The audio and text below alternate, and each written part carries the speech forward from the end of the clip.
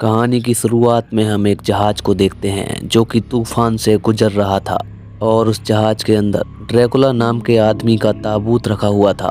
धीरे धीरे तूफान तेज होता जाता है और ड्रैकुला जहाज पर जितने भी लोग थे उन सबको मार देता है ताकि वो खुद को और अपने लोगों के ताबूतों को सही सलामत ले जा सके। इसी बीच हम एक पागलों का अस्पताल देखते हैं जहाँ पर डॉक्टर जैक अपनी बेटी के साथ रहते थे। डॉक्टर जैक की बेटी का नाम लूसी था, जिससे मिलने के लिए उसकी दोस्त मीना आई हुई थी। मीना को कोई बीमारी थी, इसीलिए लूसी मीना के साथ रह रही थी। उसी तूफानी रात में मीना को एक जहाज दिखाई देता है। जहाज को देखते ही मीना जहाज की तरफ बढ़ने लगती है। वहां पर जाने के बाद वो एक गुफा में जाती है और उसकी मुलाकात ड्रैकुला नाम के आदमी से होती है। ड्रैकुला को देखकर मीना की आंखों में उसके लिए प्यार आ जाता है और ड्रैकुला कोई साधारण इंसान नहीं था बल्कि एक पिशाच था। अगले दिन को डॉक्टर जैक का दामाद जोनाथन अपनी होने वाली पत्नी लूसी से मिलने आता है। दूसरी तरफ डॉक्टर जैक का नौकर जहाज में निकले ताबूतों को एक तरफ रख रहा था। तभी अचानक अपना ताबूत खोलकर ड्रैकुला बाहर निकलता है और उस आदमी से अपने प्रति वफादारी के लिए वचन मांगता है। बदले में ड्रैकुला उस आदमी को चौगुनी जिंदगी देने का वादा करता है। अगली शाम को डॉक्टर जैक के यहाँ पर ड्रैकुला प्रवेश करता है। डॉक्टर जैक उसे अपना नया पड़ोसी समझकर उसका आदर सत्कार करते हैं, लेकिन जोनाथन को ड्रैकुला बिल्कुल भी पसंद नहीं आ रहा था। तभी अचानक से मीना के सर में दर्द होने लगता है। सभी लोग इस दर्द को देखकर घबरा जाते हैं, लेकिन ड्रैकुला उन्हें विश्वास दिलाता है कि वो इस दर्द को तुरंत ही ठीक कर सकता है और वो उनको ऐसा करके भी दिखा देता है। ये बात देखकर लूसी ड्रैकुला से बहुत ज़्यादा प्रभावित होती है। इसके बाद वो ड्रैकुला के साथ डांस भी करती है, लेकिन जोनाथन ये देखकर मन ही मन जल रहा था। उसी रात को लूसी अचानक से उठती है और अपने प्रेमी जोनाथन से मिलने के लिए चली जाती है। दूसरी तरफ हम ड्रैकुला को देखते हैं जो कि अपना असली रूप दिखाता है और अपनी पिशाची ताकत की सहायता से मीना के पास जाता है। मीना ड्रैकुला को देखकर काफ़ी ज़्यादा खुश हो जाती है और उस रात ड्रैकुला मीना के साथ संबंध बनाता है और उसका खून भी चूस लेता है। अगले दिन को लूसी के सामने मीना की आंख खुलती है जो कि सांस लेने के लिए संघर्ष कर रही थी और उसकी सांस लगातार कम होती जा रही थी। लूसी के डैड एकदम से भाग कर आते हैं, लेकिन मीना उन सब के सामने अपना दम तोड़ देती है।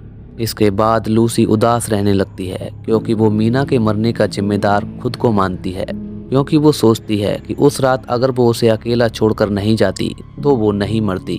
उसी दिन जोनाथन ड्रैकुला से मिलने के लिए उसके घर पर आता है, लेकिन जोनाथन की बातें ड्रैकुला की बातों से बिल्कुल भी मैच नहीं खा रही थीं। जोनाथन ड्रैकुला की बातों को सुनकर समझ जाता है कि दाल में तो कुछ काला है। अगले दिन को जोनाथन लूसी से बताता है कि वो किसी काम से कुछ दिन के लिए बाहर जा रहा है। इसके बाद लूसी के पिता लूसी से बताते हैं कि ड्रैकुला की तरफ से हमें खाने पे बुलाया है और डॉक्टर जैक वहां जाने से इनकार कर देते हैं, लेकिन लूसी ड्रैकुला के यहाँ जाने के लिए जिद पकड़ लेती है और उसी रात को ड्रैकुला के यहाँ खाने पर पहुंच जाती है।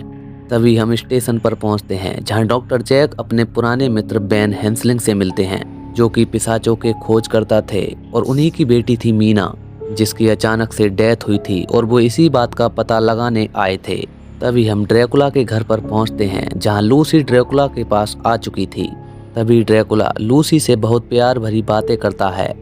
लूसी उसकी बातों में इतना खो जाती है कि उसको अपना दिल दे बैठती है और उसी रात ड्रैकुला के साथ संभोग करने के लिए तैयार हो जाती है। दूसरी तरफ डॉक्टर जैक के अस्पताल में एक बुरी आत्मा एक बच्चे को मारकर भाग जाती है। जांच के बाद पता चलता है कि वो बच्चा मीना ने मारा था जो कि कुछ दिन पहले मर चुकी है।